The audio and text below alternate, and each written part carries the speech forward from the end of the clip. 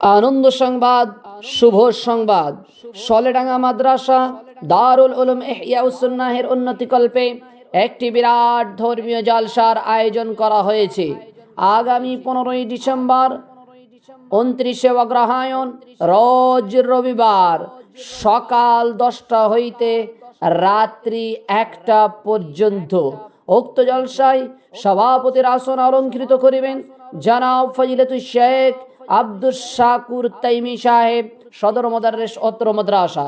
সহসভাপতির আসন অলঙ্কৃত করিবেন জনাব ফজিলাতুল শেখ হাফেজ ওয়াসিকুল ইসলাম সালাফি সাহেব। প্রধান অতিথি হিসেবে থাকিবেন জনাব ফজিলাতুল শেখ ইসমাইল মাদানী সাহেব, লালগোলা, মুর্শিদাবাদ। আমন্ত্রিত উলামায়ে কেরাম হিসেবে থাকিবেন জনাব ফজিলাতুল শেখ আব্দুল মুঈদ মাদানী সাহেব, ঝাড়খণ্ড। জনাব ফজিলাতুল শেখ আনোয়ারুল হক ফাইজি সাহেব, ধুলিয়ান। জনাব ফজিলাতুল শেখ শামীম আক্তার হাক্কানি সাহেব, ডোমকল, মুর্শিদাবাদ।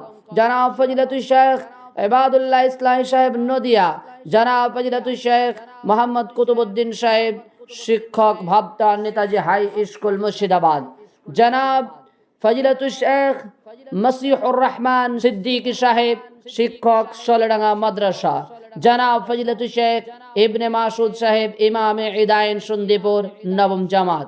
জনাব মোহাম্মদ ইয়াসিন সাহেব। ইহা ছাড়া বহিরাগত মেহমানদের আহারের সুবন্দোবস্ত ও মহিলাগণের পর্দার ব্যবস্থা থাকিবে ইনশাআল্লাহ।